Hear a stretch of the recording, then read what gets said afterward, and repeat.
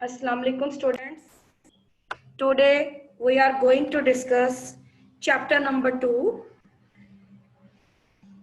Chapter number 2 is about sets, functions and graphs. My name is Miss Sayyeda Fiza Batul.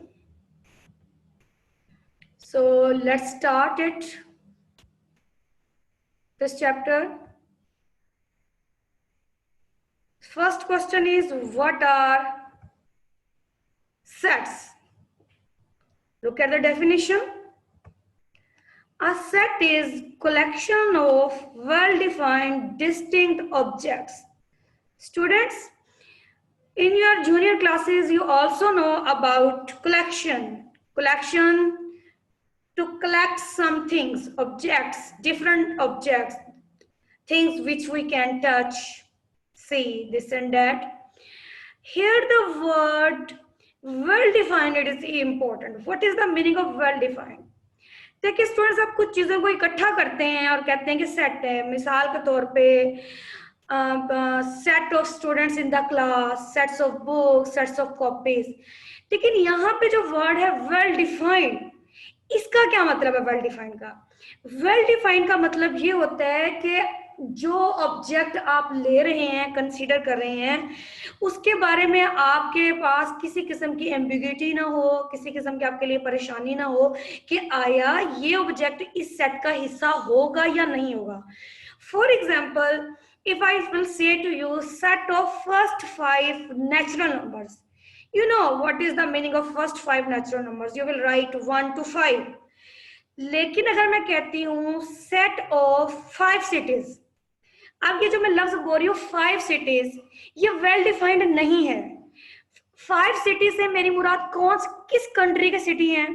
Developed country के cities हैं, undeveloped country के cities हैं, Islamic cities हैं, non Muslim countries के city हैं. किस किस्म की सिटीज हैं वो डोंट नो. अदर देन, अगर मैं आपसे ये कहती हूँ कि क्लास के 5 गुड स्टूडेंट्स का सेट बनाया जाए, अब यहाँ पे भी आपके लिए प्रॉब्लम है कि गुड स्टूडेंट्स आपके नजदीक कुछ और हो सकते हैं, मेरे नजदीक कुछ और हो सकते हैं. अब यहाँ पे एम्बिग्यूटी होगी. अब ये वेल डिफाइंड नहीं रहा. यानी वेल डिफाइंड किसी भी ऑब्जेक्ट की ऐसी प्रॉपर्टी जो पर्सन टू पर्सन वेरी करती हो, यानी आपके लिहाज से उसका मीनिंग कुछ और निकलता हो, किसी और के लिहाज से मीनिंग कुछ और निकलता, वो वेल डिफाइंड नहीं होगा. वेल डिफाइंड ऐसी चीजें होंगी जो प्रॉपर्टी से रिलेटेड नहीं होती हैं, या उनकी जो प्रॉपर्टी होती है उसका meaning all over the world एक होना चाहिए, तो वो चीजें वेल डिफाइंड होती हैं. जो अमूमन जो इंसान की शख्सी चीजें होती हैं, जैसे जी फेवरेट सॉन्ग्स लिखे हैं, अपने नजदीक जो 5 या 4 कोई ब्यूटीफुल लोग हैं उनके नाम लिखे. अभी आपके नजदीक ब्यूटीफुल लोग और होंगे, हमारे नजदीक कुछ और होंगे, तो ये वेल डिफाइंड नहीं है. वेल डिफाइंड में एक ऐसी क्लियर कट चीज आनी चाहिए कि सबको पता चल जाए वेल डिफाइंड का क्या मतलब है. Write first 5 even numbers, write first 5 whole numbers, write 5 integers, this and that. ऐसी चीज अगर मैं कहूँ कि make the set of 5 copies of Urdu, आपको पता है मैंने उर्दू की कॉपीज लेनी है, तो चीजों के बारे में, ऑब्जेक्ट के बारे में क्लियर पता हो कि आया ये ऑब्जेक्ट इस सेट का हिस्सा बनेगा या नहीं बनेगा. होप स्टूडेंट्स वेल डिफाइंड का मतलब आपको समझ आ गया हो. डिस्टिंक्ट का मतलब होता है different. Students, the objects in the sets are called the member और एलिमेंट्स ऑफ सेट. आप मेंबर का वर्ड भी इस्तेमाल कर सकते हैं और एलिमेंट्स का भी कर सकते हैं. और किसी भी सेट को नेम देने के लिए हम कैपिटल लेटर यूज करते हैं, जैसे ए, बी, एक्स, वाई एटसेट्रा. आप कोई भी नेम देख सकते हैं, लेकिन जब आप कैपिटल लेटर यूज करोगे तो एवरीबॉडी शुड नो कि ये सेट का नेम है. और जब आप स्मॉल लेटर यूज करते हैं, it means you are talking about the member और element of the set. Students, there are 3 different ways to describe the set. Number 1 method is called the descriptive method. The set may be described. अब इसके नाम से पता चल रहा है descriptive method के कि set may be defined by words. यानी आप सिर्फ जो है words के जरिए से आप बता दें कि आप word use कर रहे हैं. Maybe suppose a set may be described in words. For example, the set of all vowels of the English alphabets. अब आपको पता है vowels कौन से होते हैं इंग्लिश अल्फाबेट्स में, तो ये लफ्जों में हमने इंग्लिश में बता दिया, उसको लफ्जों में बयान कर दिया, डिस्क्राइब कर दिया. This way of describing the method is called descriptive method. The next method is the tabular method. Tabular method, a set may be described by listing its elements. अगर आप एलिमेंट्स को ब्रैकेट के अंदर लिख देते हैं, this is called tabular method. For example, अभी ऊपर मैंने example the, the vowels of the English alphabets. इसको अगर मैं लिखना शुरू कर दूं, हाउ, लाइक दिस, AIOUE. ये मैंने क्या किया, ब्रैकेट के अंदर जितने वॉवल्स हमारे पास होते हैं उसको मैंने ब्रैकेट में लिख दिया, मीन मैंने इसको लिस्ट कर दिया है. So this is what method, tabular method. This is the famous method, mostly we use in the world of sets. हम ज्यादातर ये वाला मेथड इस्तेमाल करते हैं. Third method is set builder notation. Yes, in this method a set is described by characterizing the property of its elements. हम elements की properties ले लेते हैं. इसके अंदर हम क्या करते हैं, ना तो हम इसे इंग्लिश वर्ड यूज करते हैं, ना हम इस पे लिस्ट कर रहे होते हैं. ब्रैकेट्स हम लगाते हैं लेकिन हम जर्नल वे से लिखने की कोशिश करते हैं. स्टूडेंट्स, ये मेथड आपको तब ज्यादा क्लियर होगा जब मैं आपको क्वेश्चंस करके दिखाऊंगी. फॉर एग्जाम्पल, अभी मैंने डिस्क्रिप्टिव में कहा कि all vowels of English alphabets, list किया AIOUE. अब यहाँ पे मैं प्रॉपर्टी बना रही हूँ. इसका तरीका देखिएगा, हमेशा सेट बिल्डर नोटेशन में हम यही मेथड करते हैं. एक तो हम यहाँ पे ब्रैकेट लगा देते हैं, फिर हम एक्स का मतलब होगा कि जो सेट ए का कोई भी एलिमेंट है. अब मैंने सेट को नाम दे दिया ए का, एक्स. ये लाइन है सच दैट. अब एक्स किस किस्म का, x is the vowel of the English alphabets. Simply हमने यहाँ पे इसको लिख दिया. This is called set builder. यहाँ पे हमने ये सिंबल्स यूज किए हैं. More over it would be clear when you will start exercise. Important notes, the symbol use for the membership of the set is this. ये symbol ई की तरह की होती है, थोड़ा कर्व्ड, ये जिसको कहते हैं बिलोंग्स टू. कि हम for example A belongs to A, इसको ऐसे पढ़ेंगे, A belongs to A, mean इसका मतलब है कि ये जो स्मॉल a है कैपिटल A के सेट में मौजूद है ये. और अगर इसी के ऊपर हम एक लाइन लगा देते हैं तो does not belong, it means A does not belong to A. We will read it as A does not belongs to A. It means कि now small a is not the member of capital A. Capital A means set का name है. Elements of sets could be anything, people, country, etc. But in algebra is usually with sets of numbers. हमारे पास जो algebra जो अमूमन हम mathematics में use करते हैं बेटा, वो कुछ फेमस किस्म के हैं जो मैं आपसे यहाँ पे डिस्कस करने जा रही हूँ. यस, कैपिटल एन से मुराद, जब भी मैथमेटिक्स में आप कैपिटल एन देखेंगे, the set of all natural numbers. यहाँ पे मैं दो मेथड यूज कर रही हूँ लिखने के. This way is descriptive method and this is the tabular method.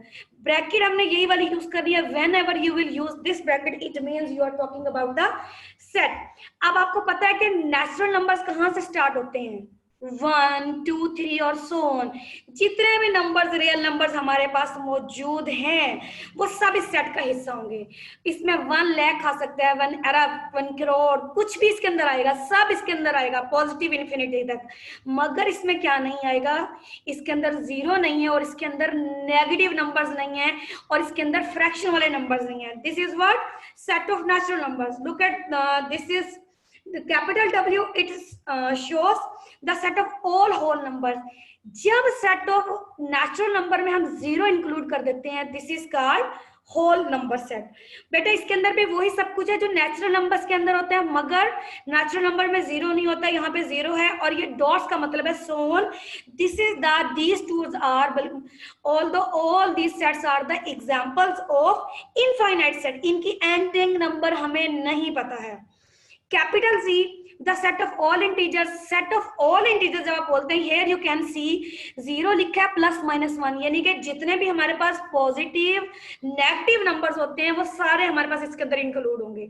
Her number का पॉजिटिव, यहाँ पे भी नेगेटिव आना है, हर नंबर का पॉजिटिव भी आएगा, हर नंबर का हमारे पास नेगेटिव भी बेटा आएगा, लेकिन बस बटे वाले नंबर नहीं आएंगे, बाकी सब कुछ इसके अंदर हमारे पास आएगा.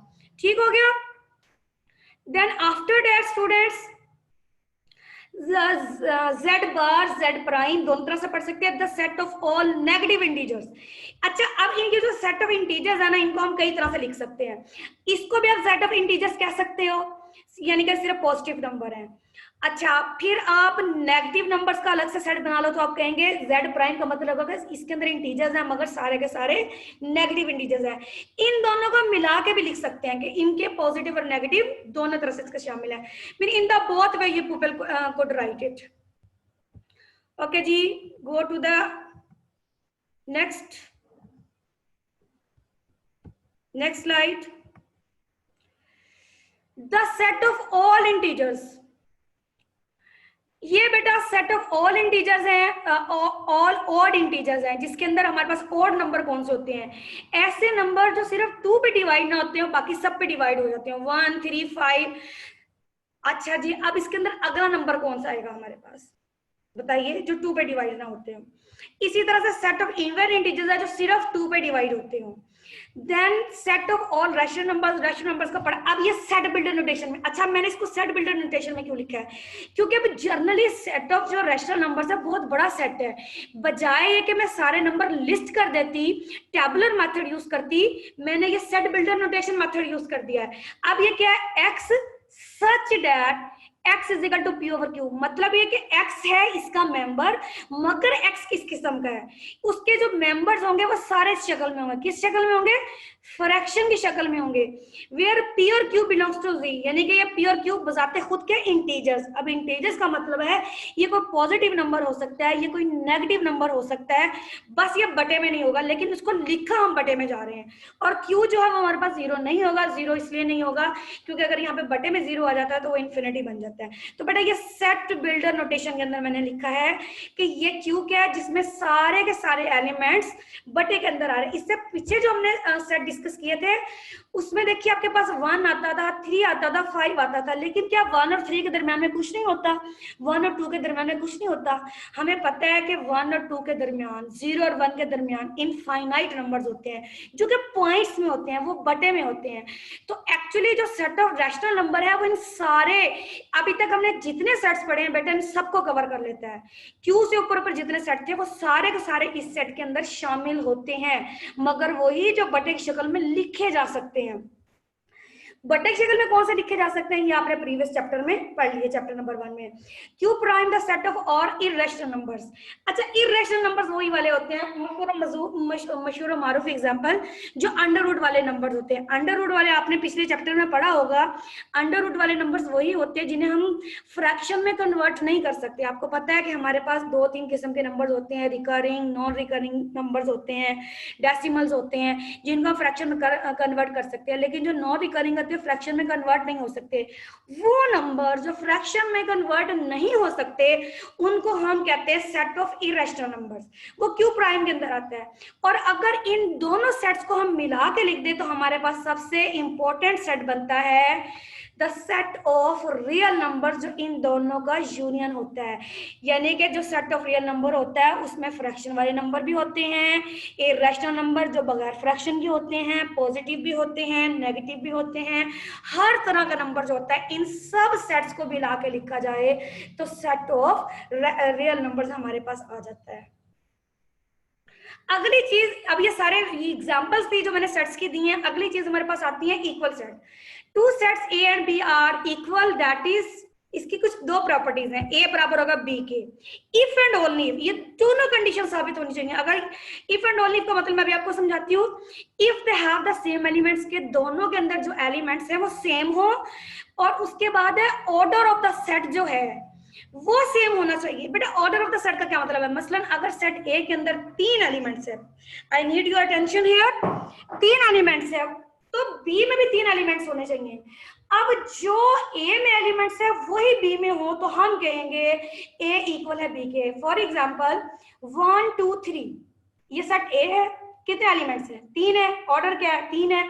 अब यहाँ पे कितने एलिमेंट्स है? 3 ही है। और एलिमेंट्स अगर इधर 2 है तो बेटा इधर भी 2 है, 1 है तो इधर भी 1 है, 3 है तो इधर भी 3 है। मतलब ये कि एलिमेंट्स भी सेम है दोनों में और नंबर ऑफ एलिमेंट्स भी सेम है, तो इसको हम कहेंगे कि ये इक्वल सेट्स हैं।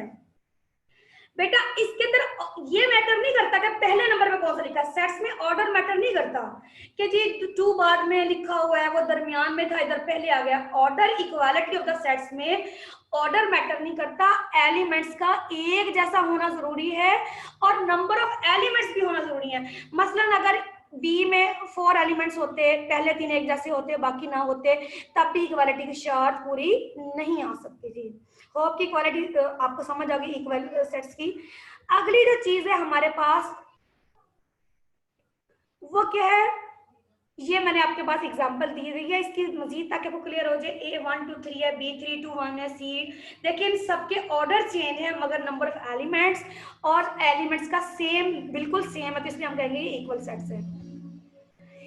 अगली डेफिनेशन है इक्विवेलेंट सेट्स। यस, ये क्या होते हैं? So two sets are said to be equivalent sets if they have same cardinal numbers. cardinal numbers का नंबर है, number of elements जो हैं वो सेम होने चाहिए। Look at the example. A में कितने एलिमेंट्स है? 1 2 3। इसका नंबर ऑफ एलिमेंट्स कितना हो गया? 3। B में कितने हैं? 4 हैं। D में कितने हैं? 3 हैं। अब कार्डिनल नंबर्स कितने? A और D में नंबर ऑफ एलिमेंट्स इक्वल है लेकिन एलिमेंट्स डिफरेंट है। Please here is number of elements, number of A 3 है, नंबर ऑफ D 3 है, तो हम कहेंगे A is equivalent to set D। बेशक एलिमेंट डिफरेंट है मगर नंबर ऑफ एलिमेंट्स एक जैसे हैं, तो ये कहलाएंगे इक्विवेलेंट सेट कहलाएंगे। अब बेटा अब आप ये नहीं कहेंगे कि ए बी के इक्वल इक्विवेलेंट नहीं है, तो यहाँ से इक्विवेलेंट बात बच्चे यहाँ से अंडरस्टैंड नहीं कर पाते। सेट के इक्वल होने में, इक्विवेलेंट होने में डिफरेंस होता है। इक्वल में नंबर ऑफ एलिमेंट्स भी सेम होने चाहिए और एलिमेंट्स खुद भी सेम होने चाहिए। इक्विवेलेंट में जस्ट कार्डिनल नंबर्स मीन के नंबर ऑफ एलिमेंट्स का सेम होना जरूरी है, बेसिक एलिमेंट्स हैं जो एक दूसरे से डिफरेंट होने चाहिए। और इक्विवेलेंट की एक और भी डेफिनेशन होती है, दैट 1 to 1 कोरेस्पोंडेंस का होना।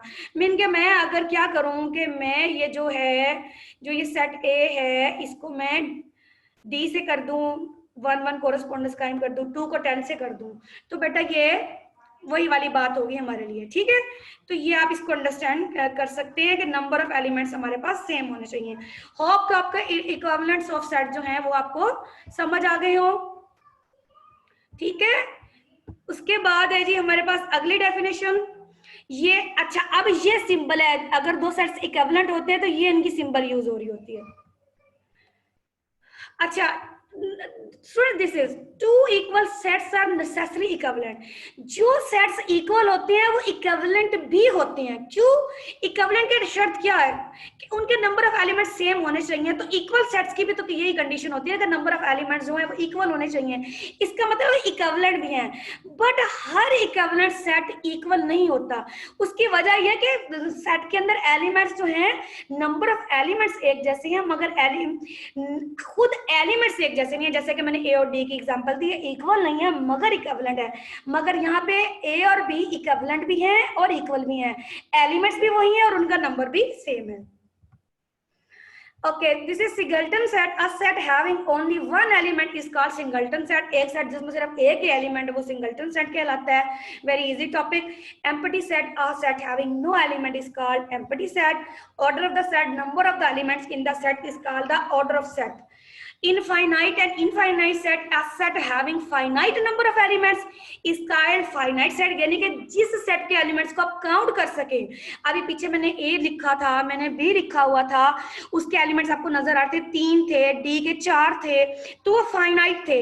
लेकिन अगर किसी के एलिमेंट्स आप काउंट नहीं कर सकते तो वो इनफाइनाइट कहलाएंगे। जैसे कि पीछे मैंने set of natural numbers, whole numbers, odd numbers का सेट मैंने डिस्कस किया, वो सारे इनफाइनाइट थे। अब बेटा अगली चीज होती है सबसेट।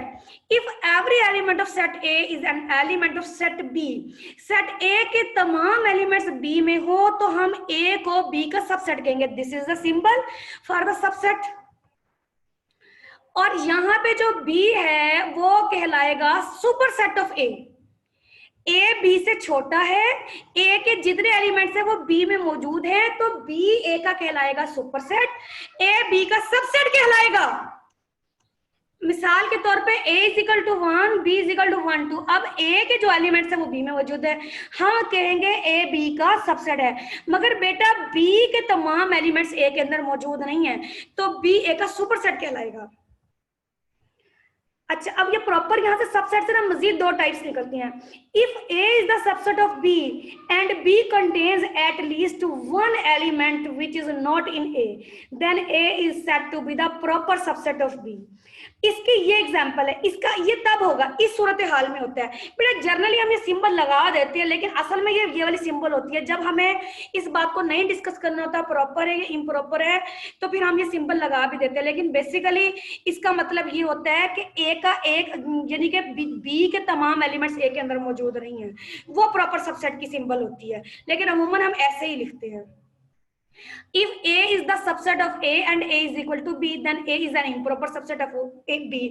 अगर बेटा मैं यहां से 2 खत्म कर दूं, फिर क्या होगा, जो A के अंदर मौजूद है वो B में, जो B में है वो A में मौजूद है, यानी A और B इक्वल भी हो जाएंगे और A B का सबसेट भी कहलाएगा। This is the called the improper subset.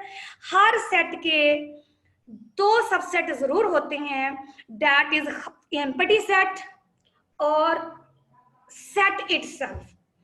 देखिए सबसेट लेने का तरीका कार क्या होता है कि एक सेट में जितने एलिमेंट्स होते हैं ना बेटा, आपने उसको अलग अलग सेट बना के लिख देना होता है, तो एक सेट वो खुद भी तो होता है। Students, that's for today, hope you will understand, later on we will discuss more.